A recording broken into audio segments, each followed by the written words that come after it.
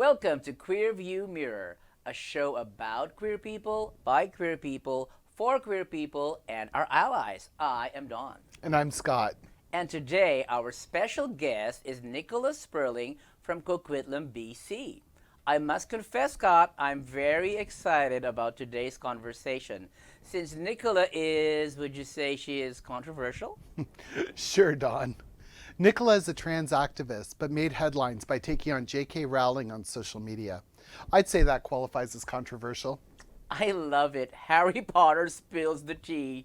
Many of you watching may have heard about NICOLA from her famous tweet that J.K. Rowling can't be trusted around children. Scandalous! That famous tweet led to threats of legal action, and NICOLA tells a fascinating story of social media, trans activism, and what it's like to take on a powerful voice in the entertainment world. Here's some more scandal for you, Don. NICOLA is also known for being accidentally outed as trans through a miscommunication with Global TV when she was nominated for the BC Green Party's candidate. The media spotlight seems to follow her, and I think she's even more influential in her activism. Well, that's the kind of drama on this show I appreciate, Scott. Let's go to our episode. This is Queer View Mirror coming at ya. Step up, climb in. We've been waiting for you.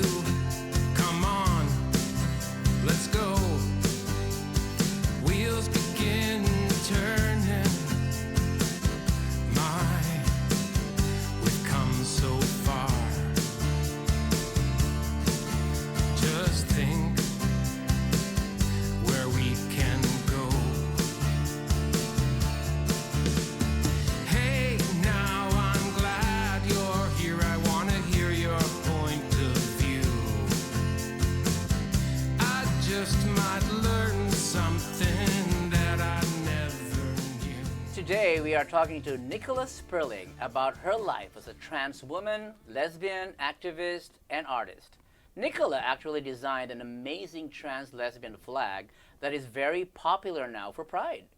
One thing we should mention though is how we view labels at Queer View Mirror and our respect for everyone's unique identity. That's an important point, Don. NICOLA expresses her experience as trans and lesbian, but I don't think she likes to rely on labels. Like both of us, I think she sees an evolution of gender identity and sexual orientation, and the usefulness of labels to a point. She's definitely against all of the policing. I agree. I'm also amazed with NICOLA's involvement in so many areas. As president of Tri-City Pride Society, as a Green Party candidate, and as an influential LGBTQ plus advocate for the queer community. NICOLA has definitely been making waves for a long time, and as a trans activist, she has weathered a storm of media response, both positive and negative. And such a unique and important voice, I find NICOLA to be very humble and hopeful in all the incredible work she does. Let's go to the interview, Dawn. I know you've got a lot of projects on the go, and you've got a million jobs, and you just released a trans lesbian flag. So why don't you tell us what's going on?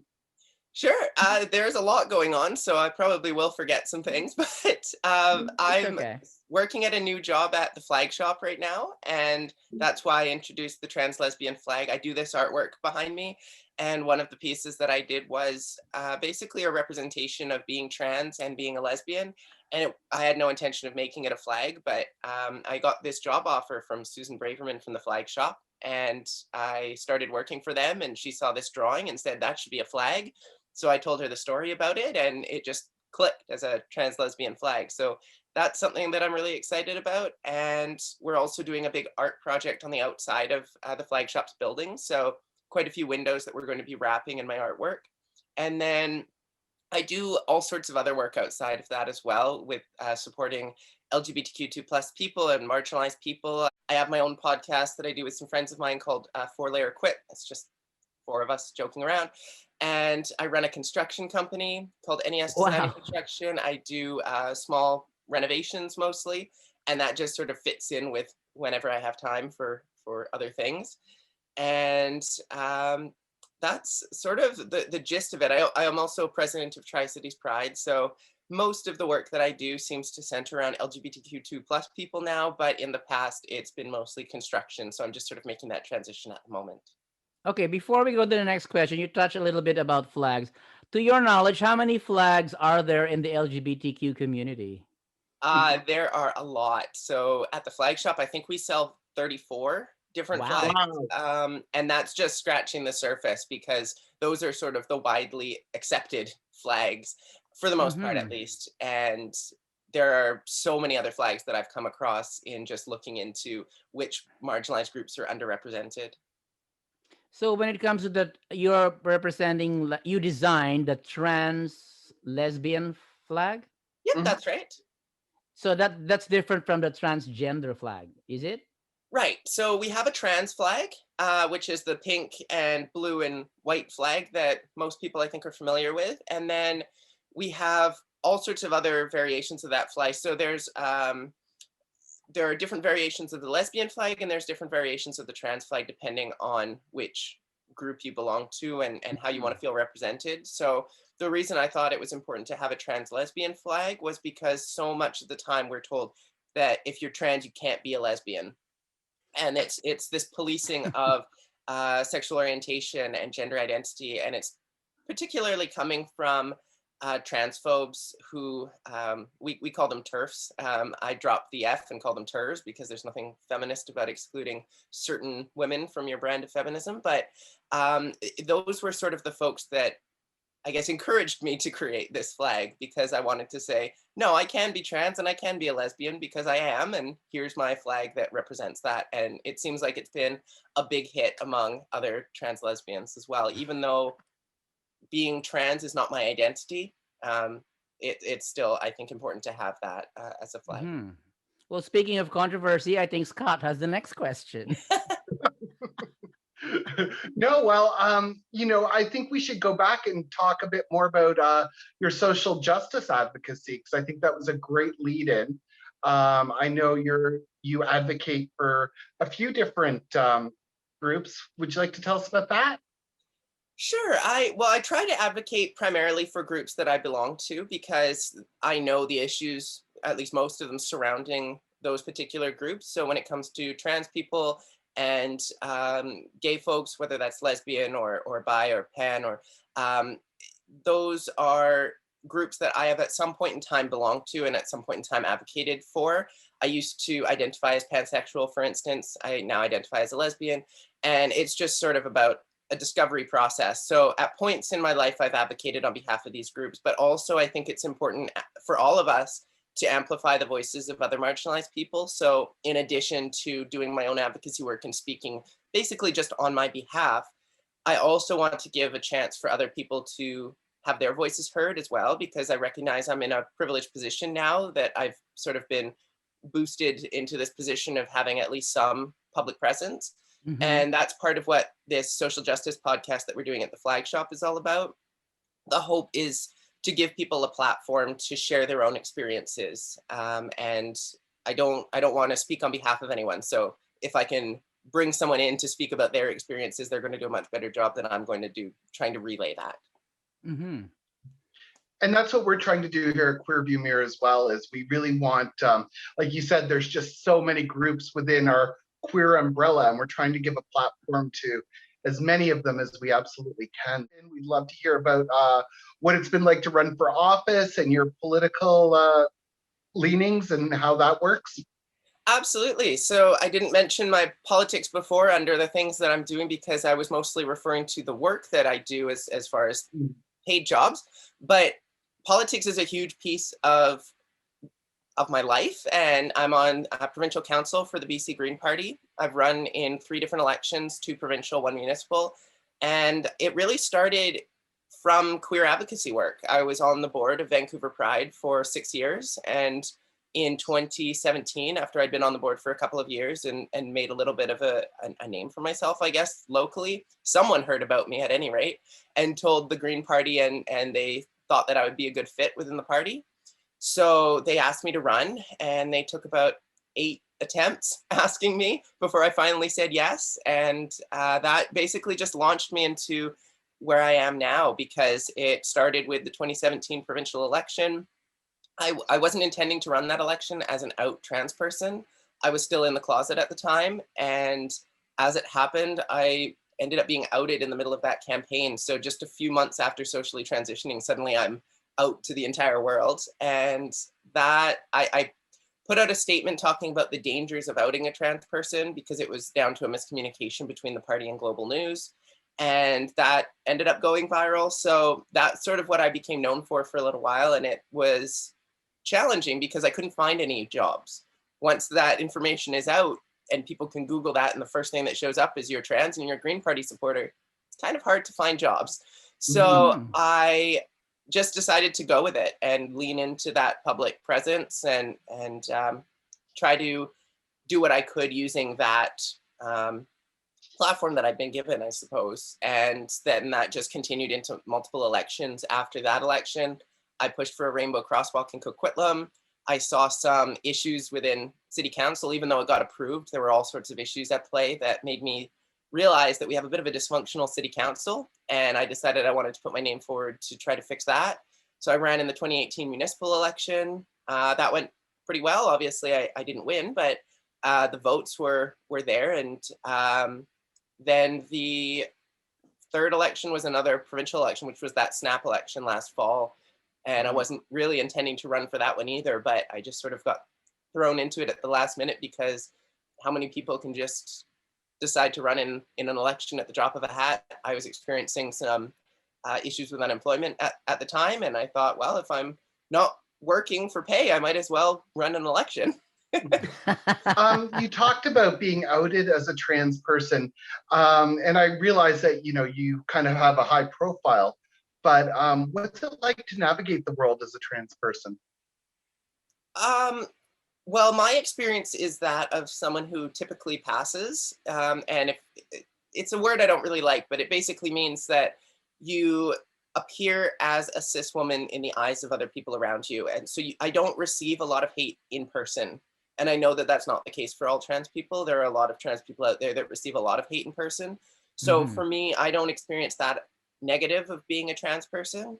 However, I receive a lot of online hate because of my public image. So I think it's a tough question to answer because everyone's experience is so different as a trans person. But for me, it's really most of the struggles for me are with the online hate, being threatened by J.K. Rowling with lawyers, or having Meghan Murphy send her followers after me. Those sorts of things are what have impacted my life the most, I think. Oh. Speaking of J.K. Rowling, she threatened to sue you at one point. What was that all about? Well, she had a new book coming out, and I had raised concerns around the fact that this new book was coming out and we knew that she was a transphobe. This was due to her support of Maya Forstater. I can't even remember. I try not to pay too much attention to transphobes. But the essence of it was that she had defended a transphobe. We all knew she was transphobic. My followers did. So I put out a tweet saying, we should keep a close eye on this book because we found out in recent years that J.K. Rowling can't be trusted around children. And my followers all knew exactly what I meant, but the transphobes either didn't know what I meant or were choosing not to, were choosing to pretend that they didn't know what I meant. So they started retweeting me and tagging J.K. Rowling, and somehow it just got to the level where it made it onto her radar. And she responded and said, you might want to rethink that. J.K. Rowling cannot be trusted around children? Is that what you said? Yeah, so basically what I said was, because of her past transphobia, we know that she can't be trusted around children. And so she was— Okay, now let me stop you there though. Like, so what exactly do you mean? Well, so basically what I mean is that transphobia is dangerous to children. And I that, see. yeah, that is shown just due to the fact that so many trans kids contemplate suicide. And actually, when J.K. Rowling threatened to sue me, there were parents reaching out and telling me that their kids had said, if J.K. Rowling doesn't think I should exist, maybe I shouldn't. And so wow, it has a real impact on children. When they see their favorite author saying all these awful things about them, it has an impact. And that's what I meant. But at the time that I said it, she hadn't done all of these things that proved my point. right? She had basically just stood up for a transphobe in England. And based on that, I knew that she was transphobic based on a couple of the other Twitter comments she'd made, but it wasn't such a huge story as it is now. So at the time I'd said, J.K. Rowling can't be trusted around children. She's shown that in recent years. And J.K. Rowling then threatened me with lawyers. I consulted a number of different lawyers, and they basically all said the same thing, which was that you haven't done anything wrong. If she were to take you to court, you would almost certainly win. However, if you go that route, it's going to take up a lot of your time and money for the next few years. And I just went, I can't be bothered spending that much time on a transphobe. So I decided that I would remove the tweet, but I didn't want to feel as though I had been forced to remove something that I still believe in. So I put out 2 more tweets, essentially stating the exact same thing, but with even more clarity about what I meant in terms of the transphobia itself being the aspect that's dangerous to children. And that all went viral, and I'm still dealing with backlash from it every once in a while, but it was just an absolutely wild time in my life. I was in the middle of a renovation that I was trying to do the entire renovation myself because it was COVID, and at the beginning, everything had shut down. You couldn't really hire anyone. So I was then dealing with this J.K. Rowling situation on top of everything else. It was a pretty wild year last year. Wow. Well, and I guess that really galvanized your supporters too. Nobody likes, Goliath in the David and Goliath situation. And when somebody's a billionaire and they're threatening to sue you, well, that's a lot of resources. Yes. Yeah, I did have a lot of support that came out of that. I mean, even just looking at social media, I had almost no presence at the beginning of last year. And now I don't know, 20,000 more followers than I had this time last year. So it's, like I said, it's been a wild experience, and one that I guess I was semi-prepared for with Canadian feminist Megan Murphy basically trashing me in front of her followers and asking them to come and attack me. That had prepared me a little bit for what happened with J.K. Rowling, but it's just a completely other scale when someone who is that well known starts coming after you. Mm-hmm. Yeah, that's a whole different story right there. Megan Murphy, what's her story? I mean, like you said, not worth the time. Yeah, I can't remember all of the details, but it had something to do with I think it might have been transphobes showing up at a Pride event, something along those lines, and I'd posted about it, and she sent all of her followers to attack me. Yeah, amazing. Absolutely amazing. We have an old saying back in my church days: when they're trying to stone you, that means there's fruit that they're after. Oh, wow. I guess that's a good Nobody saying. hurls a stone at like a tree that has no fruit. So obviously there's fruits hanging from the tree, and they want a piece of it. So yeah, they're gonna stone you. They're gonna try to grab at you. Mm-hmm. But I'm so glad that we have you in part of the community and standing up for people who are like as you said, underrepresented. Mm-hmm. Well, thank you. And I think we need more of it. I mean, I know that I'm not the ideal spokesperson as far as diversity goes. I'm obviously a trans person, but there's all sorts of other folks that I think need their voices amplified as well. People of color and people in other marginalized groups that we don't hear from a lot. So that kind of brings us back to that podcast that we talked about earlier. Yeah, tell us about that podcast. Oh, I mean, basically just what I talked about before around trying to give people who wouldn't otherwise have a voice to talk about issues that face them and get the attention of people that can potentially help them. And if people wanted to find your podcast, where is it? Well, we haven't actually started releasing it yet. So at the moment, if people are interested in participating in the podcast, they can reach me at NICOLA@flagshop.com. And we can arrange time for someone to go and speak. I don't know how many people are going to be interested. I've already had about 10 people reach out just from one Facebook post that I made. So I don't know how many messages I'm going to get and how big of a time slot we're going to be able to allocate to every person that's interested. But I do want to give as many people as possible a voice on the podcast. And once we have a few episodes filmed, then we're going to start sharing information about when that podcast will be released through my social media and also through the Flagshop social media. That's fantastic. Where do they go to like look for more information? Like you have a Facebook page, you have a YouTube channel. Yeah, so someone could either find me or the flag shop on social media, and we're both on Twitter, Facebook, Instagram, TikTok, and YouTube, I think, and possibly Twitch. Under the under flag shop, not Nicola Sperling. It could either be through at Nick E. Spurling, that's NICESPURLANG, or at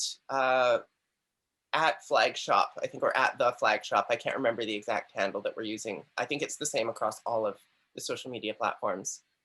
Well, I came across something that said Nick Sperling Music. Is that also part of what you do? You're one of very few people who have come across that. That was just the beginning of the pandemic, and we were all stuck at home, and I was bored, so I decided to make some music. And I'm not a musician. I'm good at memorizing lyrics, but if you want something to sit down and enjoy, don't go look at that. Oh, you're too much. Don't Google a needle in a haystack. Yeah, No, I just went to your research well. I went to YouTube and I said Nicola Sperling, and there was so many other Nicola Sperlings that came up. There was actually something that came up that read Nicola Sperling tits. I said, I don't think that's the one. Interesting. I have grown a few of those, but a few anyway. Two is enough. Two is quite enough for me. But no, that's why I put the E in the middle of my name. So people think it says Nice Sperling, but E is just my middle initial. And I like Yeah, I know. It's quite nice, like nice Sperling. It's a perfect fit. Yeah.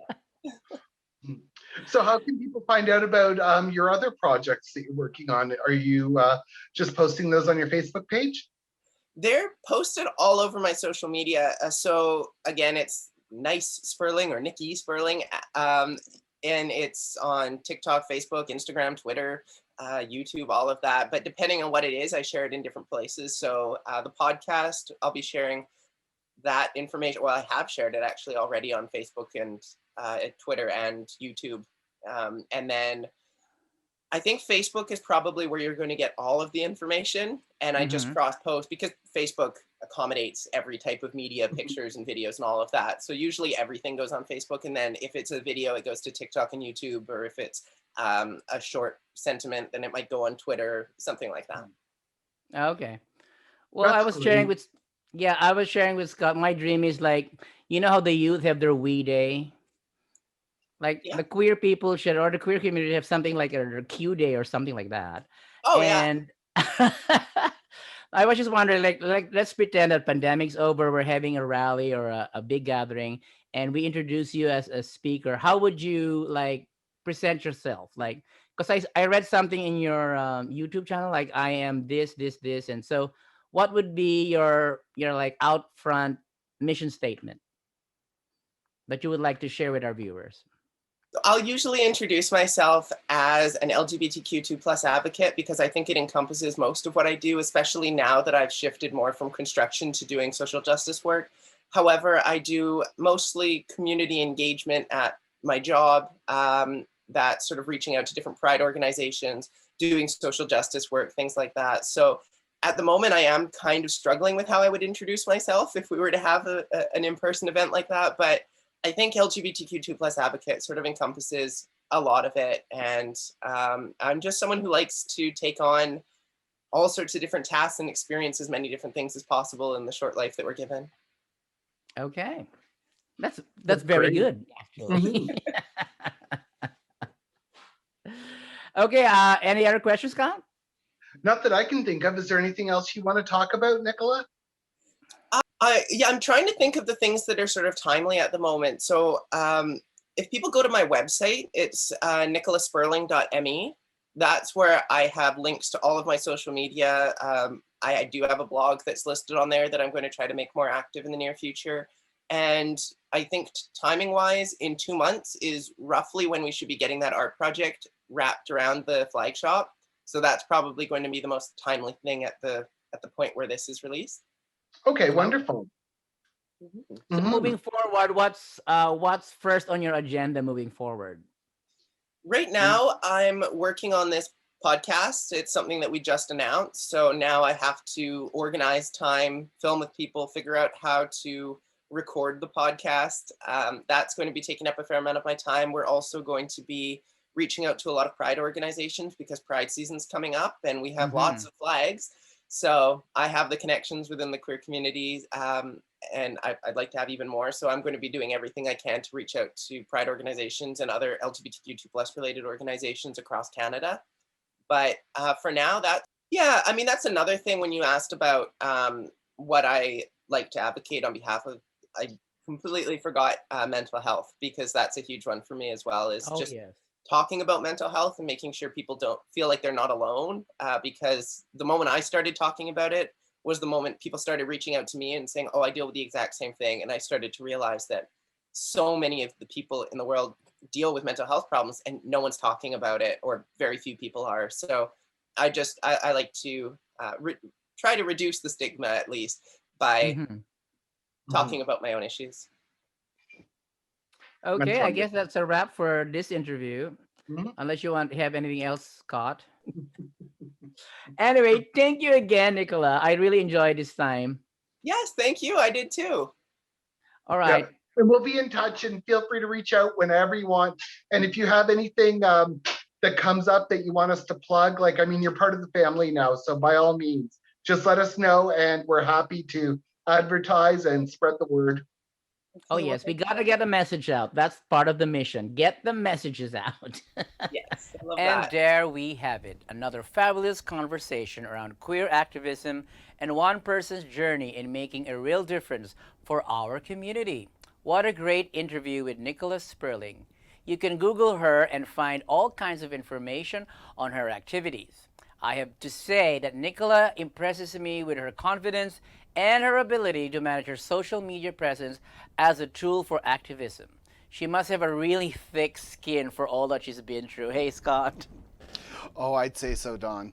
I think a lot of us develop a thick skin in our journey, but it takes a particular amount of courage to be in the public eye and under enormous scrutiny. Nicola uses her voice to empower our community.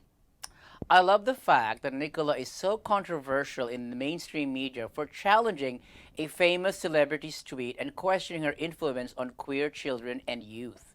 The message is clear to me. We all have a responsibility to be respectful to others and be educated around the issues we talk about. No one has the right to publicly criticize queer experiences just because they come from power and privilege. Well, there goes our Hollywood contract. Well, who cares? No, but I do believe we are supported by a majority in the entertainment world. I'd say the queer community is winning the race in the public opinion. Thank you so much for joining us today, and we'll see you next time on Queer View Mirror. Looking